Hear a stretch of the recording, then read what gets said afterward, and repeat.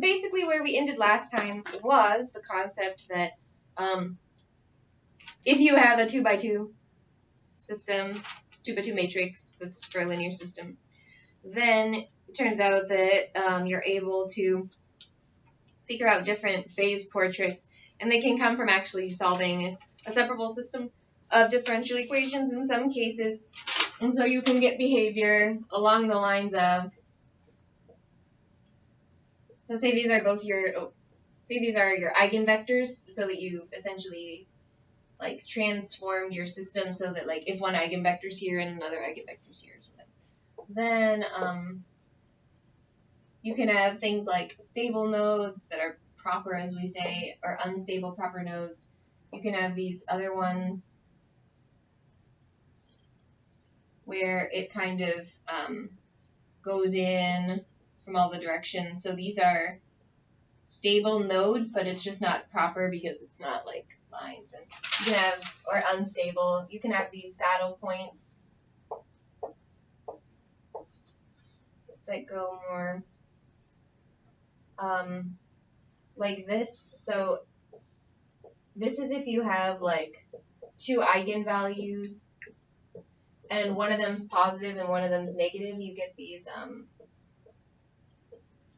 like saddle points, whereas you can see in some sense you're like going away from this axis but going toward this axis kind of. So there's many different types of behavior. You can also have interesting behavior when one of the eigenvalues is 0. It can make other interesting behavior of lines. Things like that you might get cases where you have lines and you're like moving along the lines or something. Like you can have different behavior. That would be like if eigenvalues get to be 0. So then we have this other one, which is M inverse AM is equal to lambda 1, 0, lambda. This is another case where you could actually write out the differential equations here.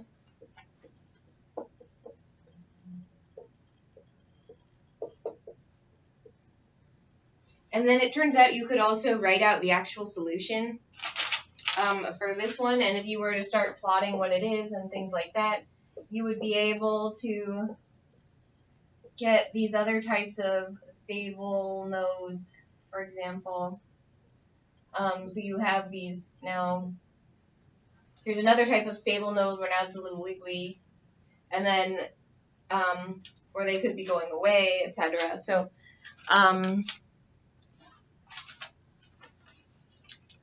you can also get things about straight lines when eigenvalues are 0. When it gets to be complex, so M inverse AM is equal to alpha negative B, B alpha. So this was in the case of complex eigenvalues. Then if you were to write out what this system is in the z coordinates that we had, where z dot equals a z, this would, if this was a or whatever, and z dot equals a z, so in your transformed coordinates, I guess this was M inverse AM, so not, sorry, z dot equals M inverse AM z. That's what it should be. So that's how we're getting these equations right here. Alpha z1 plus e z2. So then it turns out you can write this like in polar coordinates, and you could again prove that, oh, I can actually solve this, and you get that the solutions have some form that's like spiraling. And you can spiral in, you can spiral out.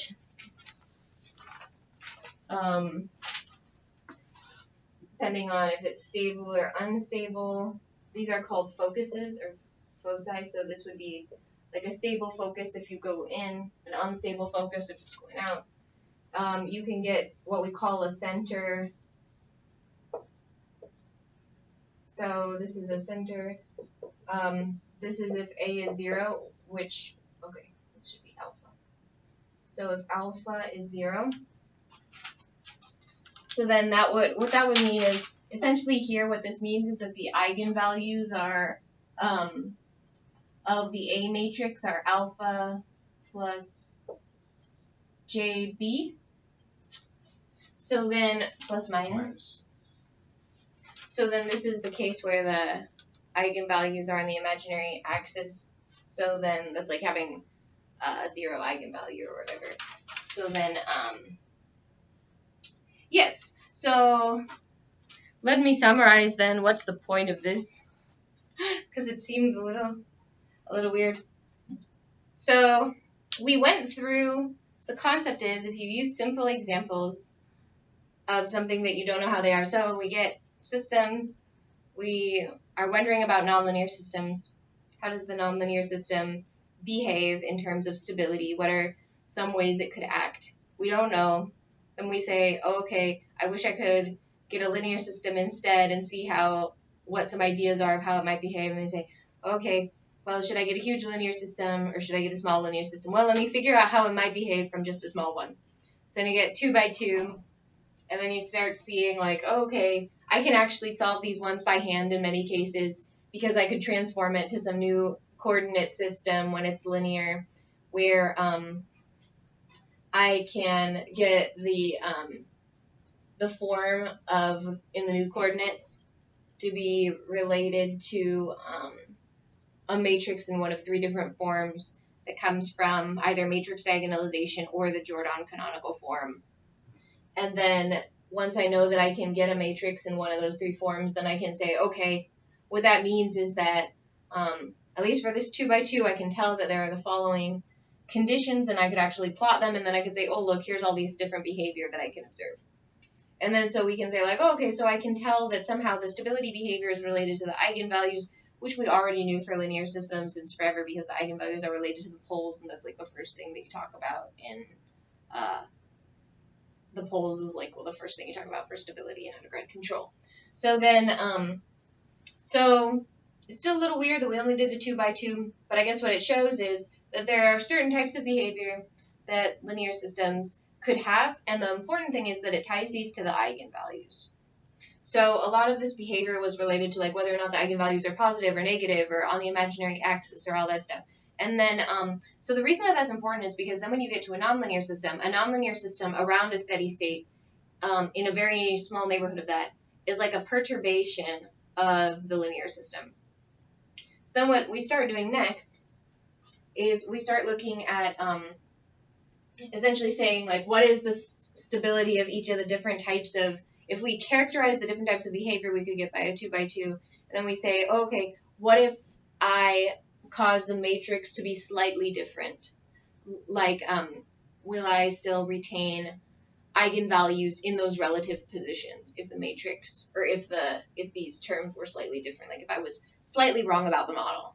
So essentially, if there were linear terms, would I continue to have it such that the overall behavior was one of these things, or is it too sensitive to perturbations like the center, where if you have your original differential equations, you modify them very slightly with like a plus epsilon, you change the way that the eigenvalues are, and then so essentially when you have this center, and so one of your eigenvalues is on the imaginary axis, then if you change the matrix slightly for your linear system, if it's slightly off of what it was, then it turns out that then there's not a 0 eigenvalue anymore.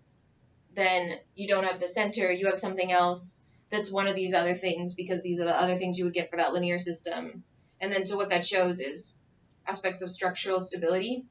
And so it's showing like, okay, well, if your eigenvalues are on the imaginary axis, you have different type of behavior, or if your eigenvalues are 0 or on the imaginary axis, then you get different types of behavior that imply that the linearization is not going to be good for the nonlinear system, because the linearization when your eigenvalues are 0 is very sensitive to any perturbations. So what it's implying is that if you accidentally were slightly wrong because it was actually nonlinear, then if the linearization told you there was a 0 eigenvalue, you might not be a good metric. So then that was the whole point of this, is I think helping people to see why, under what circumstances are the linearizations related to the non-linearizations. And this is just interesting from the way that they got there, I think, kind of like. And once you see it with a small example, then you can start making proofs for larger ones.